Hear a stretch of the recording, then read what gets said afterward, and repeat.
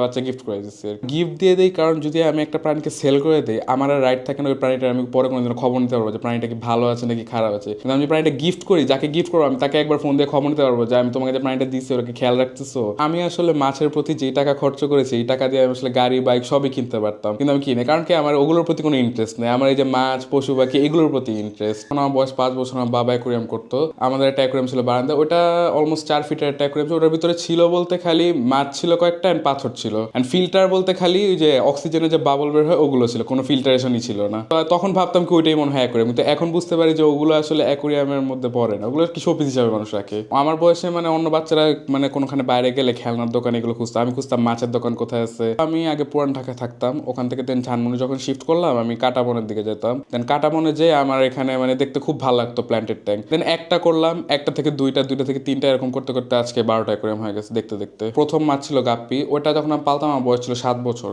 আমি খুব জোর করে মামার থেকে 2টা গাপ্পি মাছ নিয়ে আসছিলাম, দেন ওগুলো পালতাম একটা বয়ামের ভিতরে, কারণ অ্যাকোরিয়াম ছিল না, বক্সের মধ্যে পালতাম। ওখান থেকে পালতে পালতে দেন ধানমন্ডি আসার পরে অ্যাকোরিয়াম কিনা পুরোটা শুরু করলাম। আমার জিনিসটা শখ, আমি চাইছি না যে আমার শখটাকে আমি কমার্শিয়াল পর্যায়ে নেই, কারণ কমার্শিয়াল পর্যায়ে নিলে তো বিজনেসের পর্যায়ে চলে যাবে, কিন্তু আমি এটা চাচ্ছি না। আমি চাচ্ছি যে আমার শখটা শখের মধ্যে সীমাবদ্ধ থাকুক। মানে 4 দিন সরি, রাত্রেবেলা আমি ফোন স্ক্রল করতেছি, করতে করতে দেখি একটা হেজগের পোস্ট। দেন আমি ওই লোককে জিজ্ঞেস করলাম ভাইয়া কোন জায়গায়, হলো ধানমন্ডি। তো আমি ধানমন্ডি যত শুনলাম, আমি 4 রাতের দিনে আমি এখান থেকে বের হয়ে, ওটা ধানমন্ডি 6 নম্বরে ছিল, ওখান থেকে আমি হেজকটা নিয়ে আসলাম। দেন দেখলাম হেজকটা পালতেছি, সবাই দেখে একটু আনকমন জিনিস হেজক, মানে একটু সুন্দর বলছে ঈদের দিন। পরে কি করলাম, তার 1-2 মাস পরে আমি আবার একটা হেজকের ফিমেল কিনে আনলাম। ফিমেল কিনে আনার পর ওটা দেন আবার 2-3 মাস পরে আবার 6টা বাচ্চা দিল একসাথে, বাচ্চা 6টাই বড় হয়েছিল। ওগুলো আবার আমি পরে মানুষকে গিফট করে দিচ্ছি। হ্যামস্টার নিয়ে আসলাম, হ্যামস্টারও সেম বাচ্চা দিচ্ছি। আমার যদি রুমের ভিতরে অ্যাকোরিয়াম না থাকে বা আমার যদি কোনো প্রাণী না থাকে, আমার নিজেকে কেন জানি খালি খালি মনে হয়। আমার ফ্যামিলি এদিক থেকে অনেক সাপোর্টিভ, কারণ আমার ফ্যামিলি জানতো যে আমি যাই করতেছি অন্তত খারাপ কিছু করতেছি না। এই যে আমার অ্যারোয়ানা ফিশটা, ওইটা আমি দেখছিলাম মানে অনলাইনে, দেখার পর মানে এক ভাইয়ের কাছে ছিল মাছটা আর কি, ওনার অনেক শখের মাছ ছিল।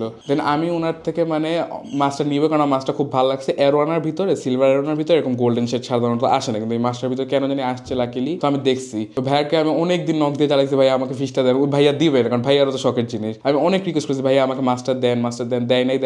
শেষ পর্যায়ে অনেক জোরাজোরি করছি, অনেক টাকা অফার করছি, দেন আমাকে পরে ভাইয়া দিতে বাধ্য হয়েছে মাছটা। দেন এই মাছটার পিছনে অলমোস্ট আমি প্রায় 1 মাস ঘুরছি, ঘোরার পর মাছটা পাইছি অলমোস্ট 20 থেকে 25 হাজার টাকার ভিতরে। মানুষ যেটা মনে করে যে সাধারণ একটা মাছ, কিন্তু আমি আসলে দেখি এটা মাছ না। আমার পাগলামিটা আসলে এরকম, মানে আমার যে মাছটা চোখে লাগে ওই মাছটা টাকা ম্যাটার করে না, 20,000 হোক 25,000 হোক, আমার মাছটা লাগবে আর কি। কারণ আমার ফ্রেন্ডরাও অনেক সময় মজা করে আমাকে নিয়ে বলে এত টাকা মাছের পিছনে খরচ করস, মাছের পিছনে খরচ না করে অন্য অন্য ছেলেদের মতো বাইক চালা, গাড়ি চালা, এগুলো কর। কিন্তু আমি বলি না ভাই, আমার ওগুলো ভালো লাগে না, আমার এটার প্রতি টানে। ধরেন বাংলাদেশের কোনো একটা জেলায় আমি দেখলাম কোনো সুন্দর একটা প্রাণী, ওইটা মানে দেখা মাত্রই আমার ঘুম নষ্ট হয়ে যায়। আমি মানে ওটা লাগবে আমার, যে কোনো মূল্যে হোক আমি ওটা যে নিয়ে আসি। মানে নর্মাল ফিশের খাওয়া দাওয়া এরকম লাগে না, কিন্তু যে মনস্টার ফিশ যেটা, ওইটার তো চিকেন খায়, তারপর দেন মিল ওয়ার্ম খায়, সুপার ওয়ার্ম খায়, কলেজা খায় মুরগির। তো এগুলোর জন্য আর কি ওইটার প্রতি খরচটা বেশি হয়। মাছ সিক হয় বলতে কি, মাছের কিছু কিছু রোগ আছে, যেমন কি ফিন ব্লাডার হয়, তারপর হোয়াইট স্পট হয়। এগুলোর একটাই চিকিৎসা যে হিটার লাগাতে হয়, মিথিলিন ব্লু লাগে অ্যান্ড রক সল্ট লাগে। আসলে অনেকে বলে কি যে মাছ পালা কঠিন বা মাছ আনলে মরে যায়, আসলে এরকম কিছুই না। মাছকে দেখে বুঝতে হবে যে মাছ কি চায়, মাছের কি দরকার কোন সময়। মাছের যদি যত্ন নেওয়া হয় মাছ কোনোদিনও মরবে না ইনশাল্লাহ। অ্যান্ড কিছু কিছু মাছ আছে যেমন আমার ওগুলো চাল চলন দেখলে আমি বুঝে যায় কোনটা সিক, কারণ মাছ যখন সিক হয় হালকা হালকা সুইম করে, একটু নিচের দিকে সুইম করে, একটু বসে থাকে।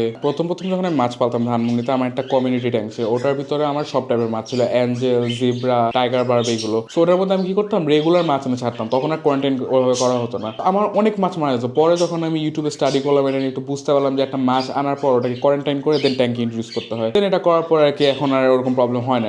বাদ দিতে পারবো বলে মনে হয় না, কারণ কি এটা অ্যাডিকশনের মতো কাজ করে। মানুষের যেমন ড্রাগস যারা নেয়, ওদের ড্রাগস যেমন টানে নেশার মতো, তো এই জিনিসটা আমারও নেশার মতো টানে। যে খালি এরকম না যে মাছ, আমার পশু পাখি যে কোনো প্রাণীর প্রতি আমার টানে।